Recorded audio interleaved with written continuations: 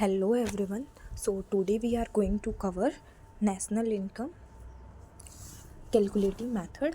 तो हम बात करते हैं अगर कैलकुलेशन ऑफ नेशनल इनकम, तो हम मेनली 3 मेथड को यूज़ करते हैं: expenditure method, product method, income method. हम स्टार्ट करेंगे इन एक्सपेंडिचर मेथड से।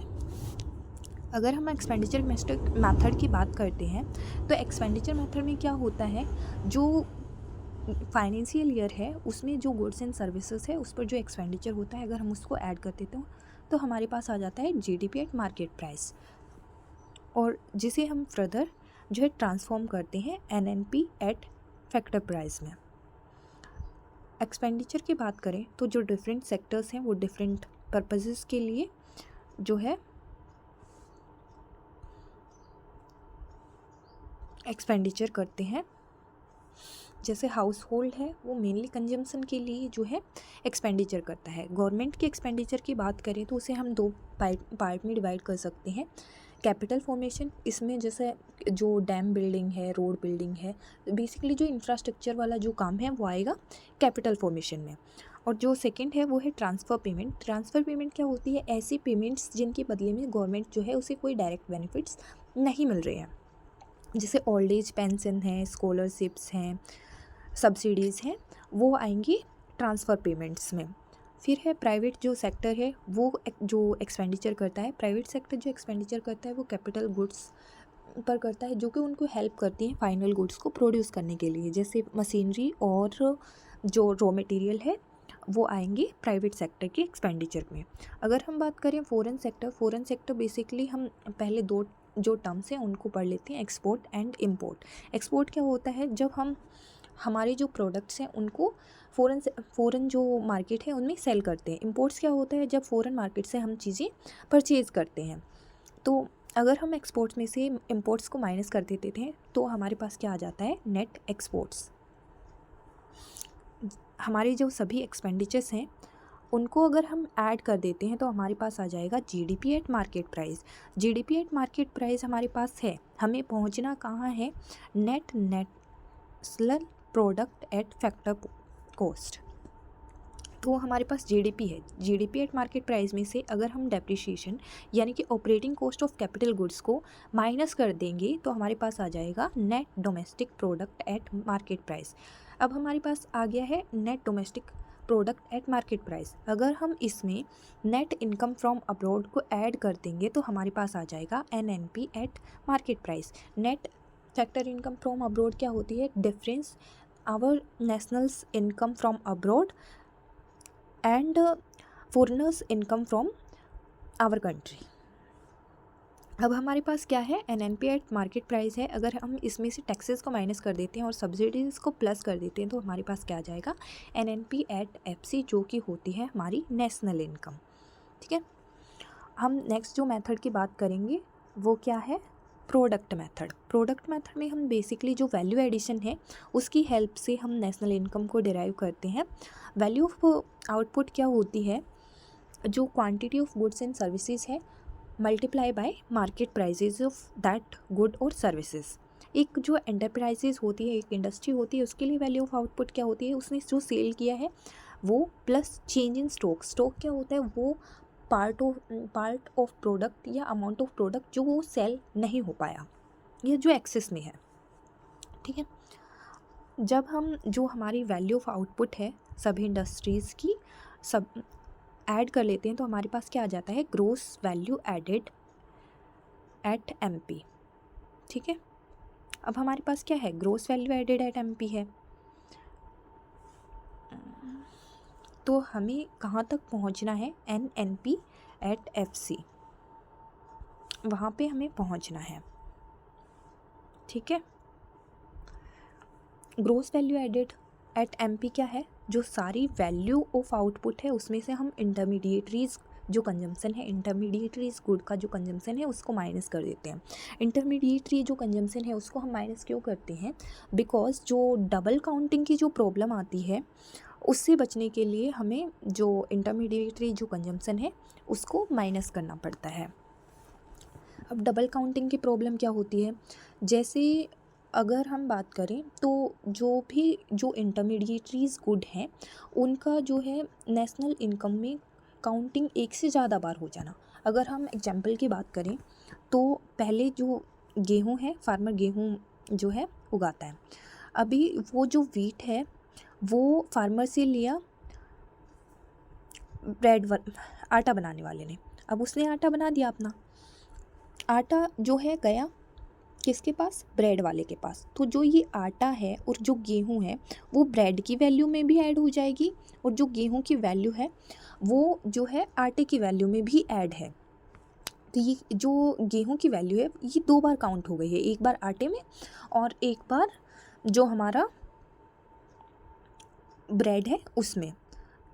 तो हम इस प्रॉब्लम से बचने के लिए क्या करेंगे, हम जो directly final value of bread है वो ले लेंगे, ठीक है, या फिर जो पूरा ऐड करेंगे और उसमें से जो इंटरमीडिएटरी जो गुड है उसको माइनस कर देंगे। अब हमारे पास क्या आ गया, GVA at market price. GVA का मतलब होता है gross value added at market price. Gross value added at market price में से अगर हम डेप्रिसिएशन को माइनस कर देंगे तो हमारे पास क्या आ जाएगा, net value added at market price.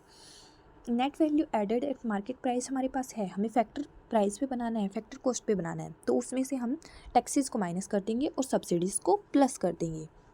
एनवीएट जो फैक्टर प्राइसेस है हमारे पास उस सभी इंडस्ट्री से अगर हम उसको ऐड कर देंगे तो हमारे पास आ जाएगा net domestic product at factor cost. अब हमारे पास क्या है, net domestic product at factor price, इसको हमें ट्रांसफॉर्म करना है net national product eight factor cost.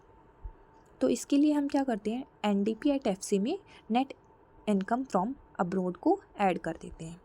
तो हमारे पास क्या आ गई, net national product eight factor price, जिसे हम बोलते हैं नेशनल इनकम।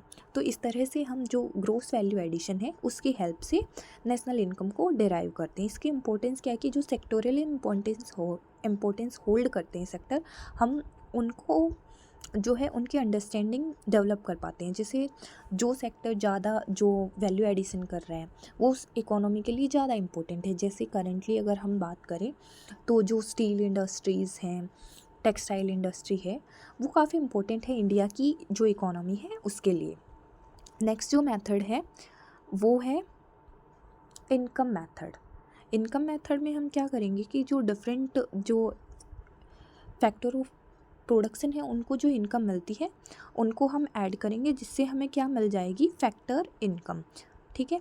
फैक्टर इनकम अगर हम डिफरेंट सेक्टर्स में जो है उसको ऐड करते हैं तो हमें मिल जाएगा एनडीपी एट फैक्टर प्राइस। और एनडीपी एट फैक्टर प्राइस में अगर हम नेट इनकम फ्रॉम अब्रॉड को ऐड कर देंगे तो हमारे पास क्या आ जाएगी, हमारी national income net national product eight factor cost, ठीक है। तो चलिए स्टार्ट करते हैं। तो इस मेथड में हम क्या करते हैं, addition of income of all individuals in a country. Factor of जो प्रोडक्शन है वो है labour, capital, land and tenure. Labour को अपनी सर्विसेज, अपने जो प्रोडक्शन में कंट्रीब्यूशन है उसके बदले में क्या मिल रही है, वेजेस। जो लैंड है उसको मिल रहा है रेंट, जो कैपिटल है उसको इंटरेस्ट रेट पे किया जाता है और एंटरप्रेन्योर है उसको मिलता है प्रॉफिट। इसके साथ साथ एक और चीज़ है जो हमें इसमें प्लस करनी होती है, वो सेल्फ एम्प्लॉयड जो लोग हैं उनकी इनकम, यानी मिक्स्ड इनकम। इसे मिक्स्ड इनकम क्यों बोला जाता है, बिकॉज हम इसमें जो वेजेस हैं वो और जो प्रॉफिट है उनको सेपरेट नहीं कर सकते हैं, तो इसीलिए इसे मिक्स्ड इनकम बोला जाता है। तो ये जब सभी जो फैक्टर्स की इनकम है उनको प्लस करने के बाद हमारे पास क्या आ जाती है, factor income. Factor income basically क्या है, factor payment into factor of number of factors employed, ठीक है। By adding all the factor income from all industrial sector we will get NDP at FC. And NDP at FC होता क्या है, sum of factor income from all industries. NDP at FC हमें मिल चुका है, हमें चाहिए क्या है, net national product at FC.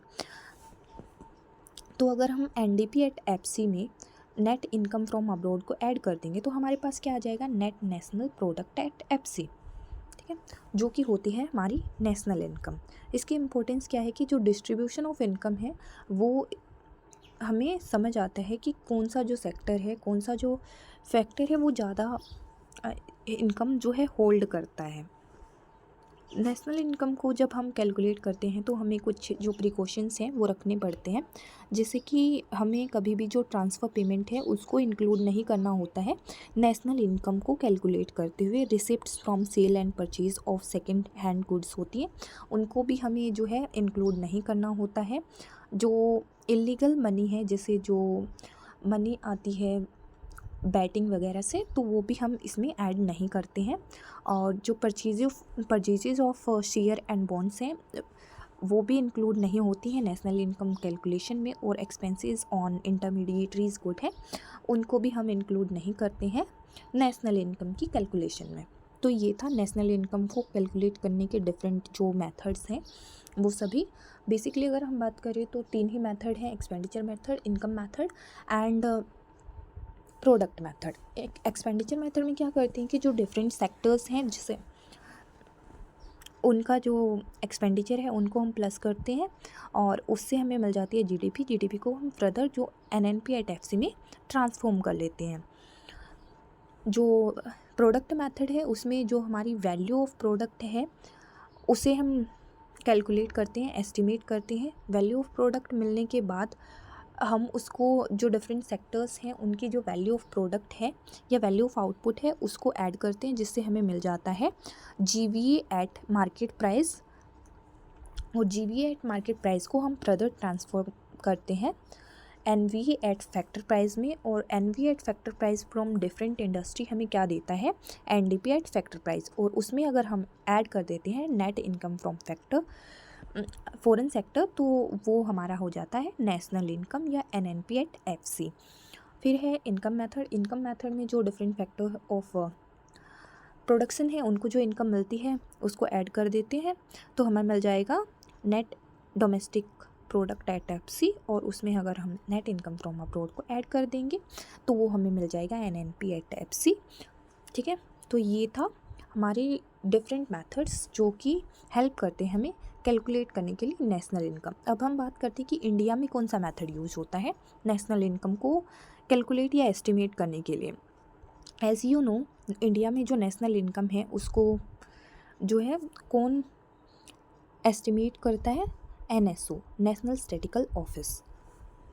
ठीक है, वो जो मेथड यूज़ करते हैं वो मिक्स्ड मेथड है इनकम मेथड का और जो प्रोडक्ट मेथड है उसका। इनकम मेथड बेसिकली यूज़ किया जाता है सेकेंडरी और टर्सरी सेक्टर के लिए, और जो प्रोडक्ट मेथड है वो प्राइमरी सेक्टर एग्रीकल्चरल जो एक्टिविटीज़ हैं उनके लिए यूज़ किया जाता है। तो आज जो नेशनल इनकम का जो टॉपिक है वो ऑलमोस्ट ख़त्म हो गया है। तो कल हम करेंगे classical versus Keynes ideology. Thank you so much.